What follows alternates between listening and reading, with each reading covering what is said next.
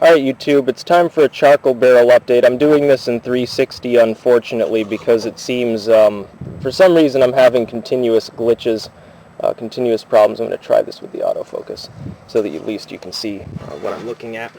This is the charcoal barrel. It's just a steel drum, steel oil drum basically. There's a slot in the bottom, and what you do is you mound the dirt up around the outside edge of the bottom of the barrel. This seals out most of the air, but you leave a gap and a hollow underneath it for the air to enter from the bottom. And what this connects to is actually these little holes here. That lets air in from the bottom, and this is how you carbonize the material, because once the wood is all added, this is continuously fucking autofocusing. Once the burn begins, the air is being drawn in mostly from the bottom, and it's being eaten up before it hits most of the material that's being carbonized. And once you prop the lid closed, it acts almost like a chimney. That is, the smoke, the heat, and everything is drawing up, and it's bringing in air from the bottom where the burn is happening, and the rest is simply smoldering. It's getting cooked indirectly. This is the material that's going to be carbonized, turned to charcoal. You can see some of this, larger chunks that didn't fully carbonize the last time around. You can see there's some brown, partially blackened, partially charred, but mostly brown, and some of it's new wood. Smaller pieces, this is just scrap wood from basically the forest floor. Any woody material, you can even use like pine cones and stuff like that. Apparently corn cobs will work, apparently sunflower stalks, anything like that, anything woody, anything with the carbon content really will work, but wood is best. Hardwood is best. Softwood not quite as good, but it'll work fine. And there is some pine in here. Some of it's poplar, birch, pine. There's actually some oak in there. Most of these are pieces of oak actually that didn't fully burn. But I'm doing this in a lower resolution because with Windows Movie Maker I won't be able to go above 480 anyway. And I'm having continual glitches when I set it above 360, so this is even a lower resolution unfortunately, but it still should be fairly clear. So basically there's some waste in there that's not fully carbonized. There's some waste that I pulled out, and I'm going to do another video later which will show you the final result, the grinding, and after the grind what you're left with. You can see the screen here. It's a fairly fine mesh screen, and this is what's used to separate the larger chunks and the uncarbonized material, the stuff that hasn't burned yet, from the finer material and the smaller clumps, which you actually want the smaller pieces in the soil. It helps build aggregates, it helps build the soil up. But yes, this won't be a full burn. This will be probably half full, and usually it yields, I'm not sure by weight, but a fairly good amount actually of charcoal. So I'm going to start the burn in a minute here, and then I will show you the end result afterwards. Leave you with a shot here, so I just put this fucking down. Oh, that works actually just fine. So that's about all. Peace out.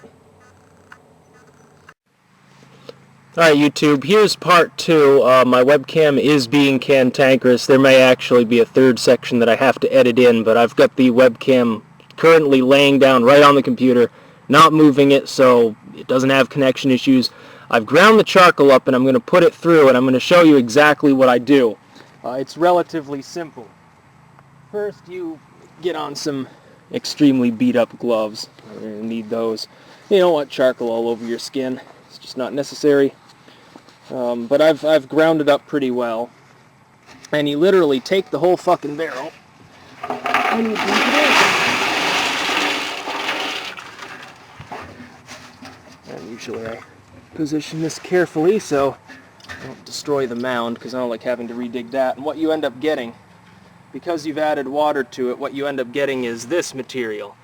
It's partially ground up, not completely ground. There's still some large chunks, and you just literally move it back and forth on here, and this works the smaller particles through the screen, and you can see these are the larger particles. Pretty self-explanatory. It only takes a second here.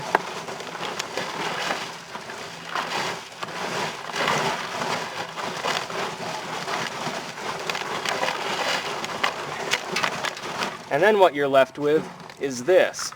I don't know if you can see it from this angle, but you just take it, put it right back in the barrel. Now then, this is the grinder. Quite self-explanatory. Let's see here if I can get an angle in here without fucking with the connection here, please. Well, good enough. You just put it in here.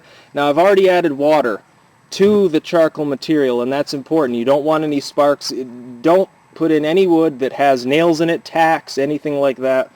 Don't use a metal implement for grinding. If you are, you need to use like a plastic bucket or something, but metal should not be used. This, it's different. Because the water's in there, there's no chance of a spark, and I'm using wood, that's not going to cause a spark. And literally, you just ramp it up and down in the charcoal.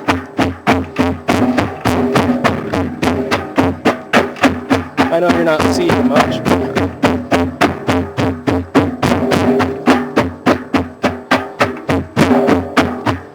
I wish I had a better angle for this, but unfortunately I don't.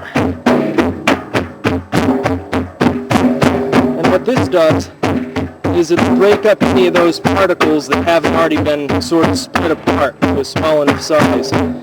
Usually I grind it twice.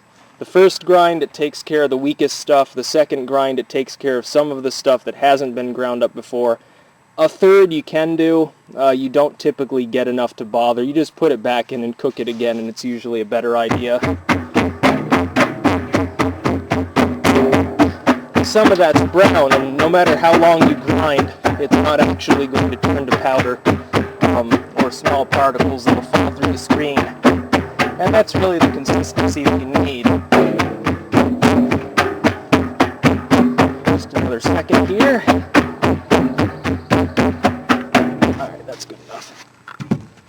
Now, what you can do, you'll get some compacted material usually along the bottom ridge of the barrel. So you take something like this that's got sort of an edge to it and run it around and break that up.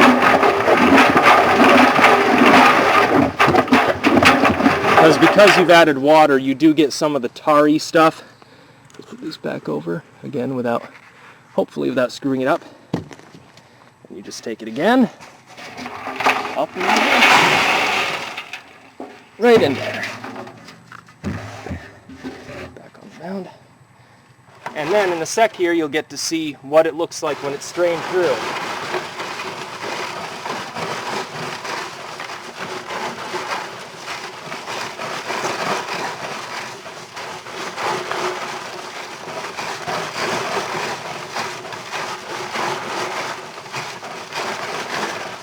Now keep in mind, the yield here is lower. Well, actually, that's not bad.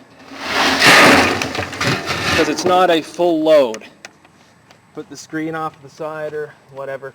Oh, you can also see this. This is what I've been using to prop. This was, light gray, nickel colored. Now it's completely covered in black, resin deposits. That'll actually seal it, and it'll actually keep it from rusting for the most part, so it has its own purpose. Now, just a second here.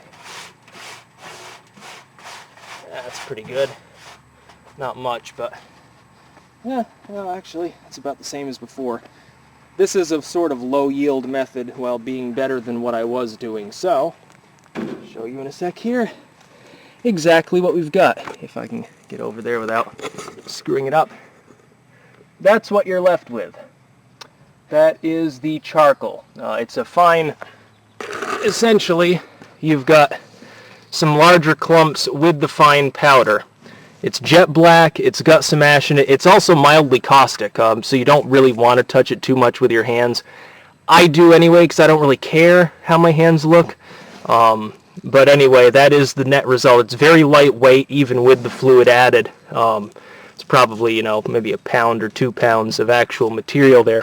You can hear some crackling in the barrel. That's not a smolder. That's actually the water being taken up into the pores of some of the material. This is enough. I'll probably put this on like 4 square feet. So it's not a great deal, but you can make several loads a day with my method. Because I'm using the smaller wood, it's much lower yield, but it's also faster. If the pieces of wood are larger, they need to cook for a longer period of time, ultimately. So that's essentially the charcoaling process. And again, I could grind this again and probably get maybe, you know, a third more charcoal than I've already got there, but it's really pointless because that's going to get recooked anyway. And sometime I'll make a video applying it to the soil and sort of showing how I do that. It's pretty self-explanatory. You basically just throw it in the soil. Make sure to wet the soil first so that a bunch of the ash doesn't blow away, because you want it to stay in the soil. You got to mix it in fairly thoroughly to whatever depth you're mixing it to. And that's essentially the process. It's really as simple as that. So that's about all. Peace out.